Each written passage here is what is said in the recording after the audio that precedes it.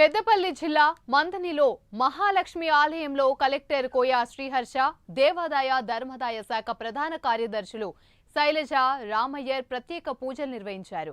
నగరంలోని శ్రీ మహాలక్ష్మి గౌతమేశ్వర స్వామి దేవాలయ పరిసరాలను పరిశీలించారు.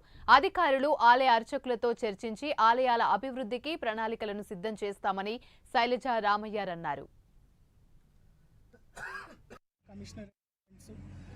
ఉన్న జిల్లా కలెక్టర్లతో పాటు మేము విజిట్ చేసి తర్వాత సమావేశాలు పెట్టడం జరిగింది.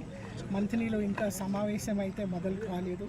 ముఖ్యంగా పూర్తి స్థాయిలో ఒక హోలిస్టిక్ డెవలప్మెంట్ ప్లాను ఈ రీజన్కి, ముఖ్యంగా కాళేశ్వరం, మంథని మరియు వీటితో పాటు రామగిరి మూడింటిని కలిపి ఒక సర్కిట్గా డెవలప్ చేయాలని ఒక ఆలోచన మంత్రి గారిది.